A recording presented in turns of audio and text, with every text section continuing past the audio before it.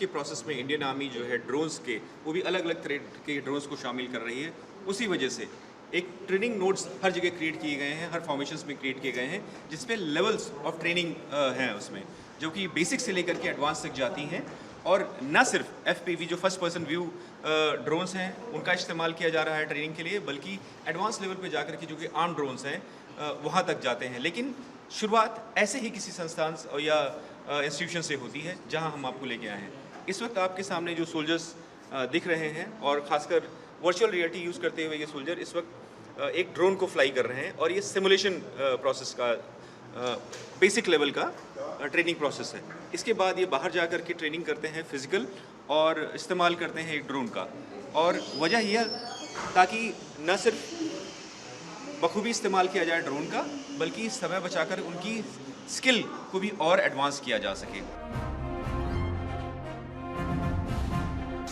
Modern warfare के इस दौर में टीम्स नाउ भारत की टीम आपको ले आई है एक ऐसे ट्रेनिंग नोट पर जहां की ड्रोन्स को इस्तेमाल किया जाता है वॉरफेयर के लिए, लेकिन उससे पहले ट्रेनिंग बहुत ज़रूरी है। और हमारे सामने जो सोल्जर हैं वो इस वक्त अपने ड्रोन को हैंडल करने की स्किल को अपने इम्प्रूव कर रहे हैं।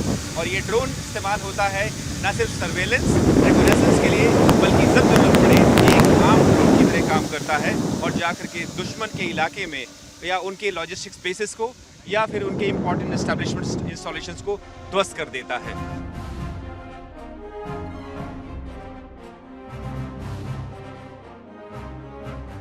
ऑपरेशन सिंदूर के दौरान मेरी ब्रिगेड रन और क्रीक के संवेदनशील क्षेत्र में कार्यरत थी। ये क्षेत्र अपने आप में बहुत ही चुनौतियों से भरपूर है, क्योंकि यहाँ पर बहुत ही डिफ़िकल्ट टेरेन है, डिप्लॉयमेंट भी डिस्पर्स्ड है, और एक बहुत ही कॉम्प्लेक्स मल्टी एजेंसी इन्वायरमेंट है। ऑपरेशन के शुरुआती चरणों में हमने एक बड़ा ही कैलिब्रेटेड डिप्लॉयमेंट किया, ताकि हम एक सुरक्षित और सुदृढ़ डिफेंसिव ग्रिड इस्टेब्लिश कर सकें। और ये करने में हमने ये भी काबिलियत रखी कि अगर कोई ऑफेंसिव ऑपरेशन करने की ज़रूरत पड़ती है तो वो हम कम कर सकें। 7 और 12 मई के बीच में दुश्मन ने काफ़ी ड्रोन्स का इस्तेमाल किया हमारे क्रिटिकल मिलिट्री और सिविल इंफ्रास्ट्रक्चर की सर्वेलेंस और टारगेटिंग के लिए। हमने Indian air force, BSF, coast guard, intelligence agencies और सिविल एडमिनिस्ट्रेशन के साथ मिलकर इसका जवाब दिया और अपना रिस्पांस बड़े ही कैलिब्रेटेड तरीके से रखा। हमने एक बड़ा ही सुदृढ़ और मल्टी टियर ग्रिड बनाया, जिसमें हमारे एंटी ड्रोन सिस्टम थे, एयर डिफेंस के दस्ते थे, और हमारे सर्वेलेंस के काफ़ी सारे दस्ते थे, जिन्होंने सबने मिलकर दुश्मन के बहुत सारे ड्रोन्स को मार गिराया। इसी के साथ साथ हमने सिविल एडमिनिस्ट्रेशन के साथ मिलकर भी कुछ ऐसे मैकेनिज्म्स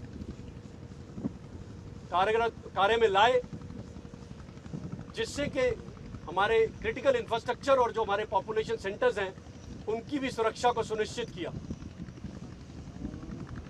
हमारा ये कोऑर्डिनेटेड रिस्पांस जो हमने सभी एजेंसीज के साथ मिलकर दिया, उससे दुश्मन की एरियल थ्रेट को हमने बिल्कुल नेगेट कर दिया, और वो किसी भी सिविल और मिलिट्री इंफ्रास्ट्रक्चर को नुकसान नहीं पहुंचा पाया।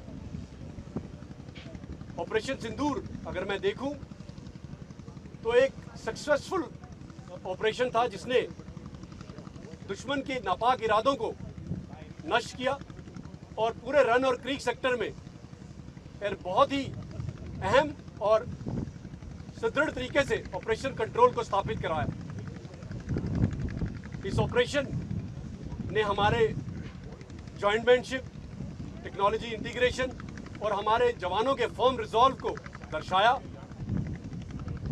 और हमारी जो अनवेवरिंग कमिटमेंट है हमारे नेशनल इंटरेस्ट को सेफगार्ड करने के लिए, उसको एक बार फिर से बड़े ही जोरदार तरीके से दुश्मन को इस चीज़ को दिखाया।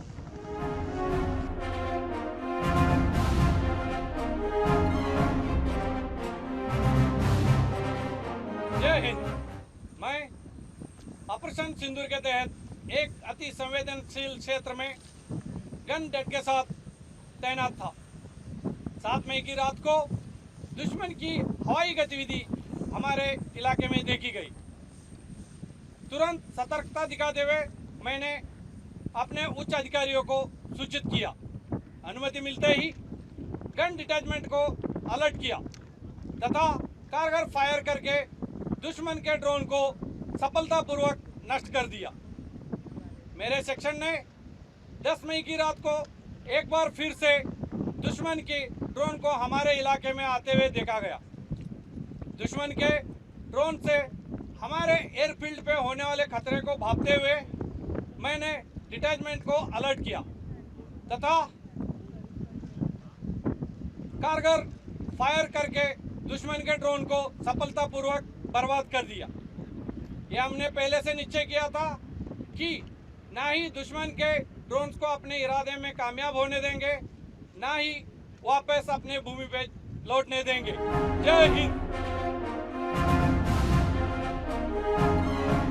आप भारतीय थल सेना के लैंड ऑपरेशंस को देख रहे हैं और हमारे पीछे एडी गन्स एंगेज कर रही हैं, सिमुलेट कर रही हैं कि दुश्मन के ऑब्जेक्टिव को देख लिया गया है और उसको डिस्ट्रॉय किया जा रहा है।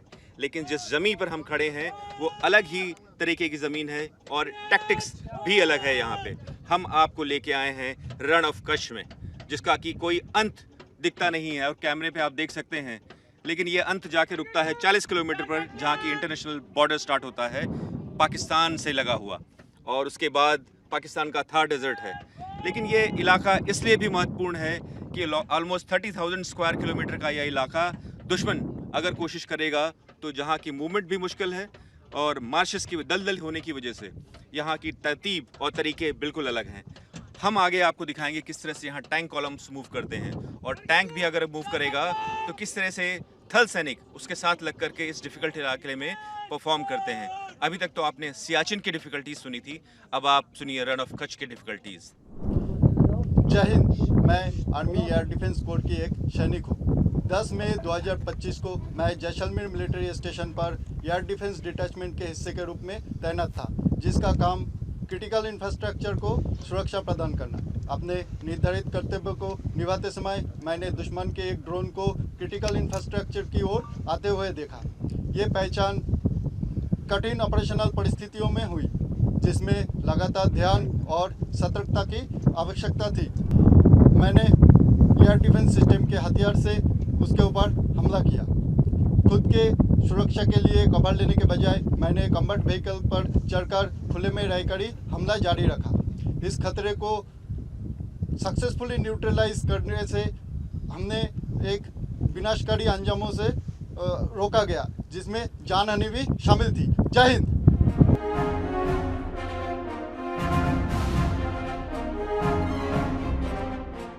टाइम्स नाउ भारत की टीम इस वक्त क्रीक इलाके में है भुज के, और जहां इंडियन आर्मी की एम्फीबियस बटालियन एक स्पेशलाइज्ड ऑपरेशन दिखा रही है। हमारे पीछे जो बोट्स हैं वो फास्ट पेट्रोल वेसल्स हैं, लेकिन अब जो ऑपरेशन देखने जा रहे हैं वो एनसर्कलिंग ऑपरेशन है, जो कि इंडियन आर्मी की ये स्पेशलाइज्ड यूनिट परफॉर्म कर रही है। जहां भी ज़रूरत पड़ेगी, जैसी भी आवश्यकता होगी, द्रुत गति से यानी क्विक रिएक्शन से ये यूनिट परफॉर्म करती है।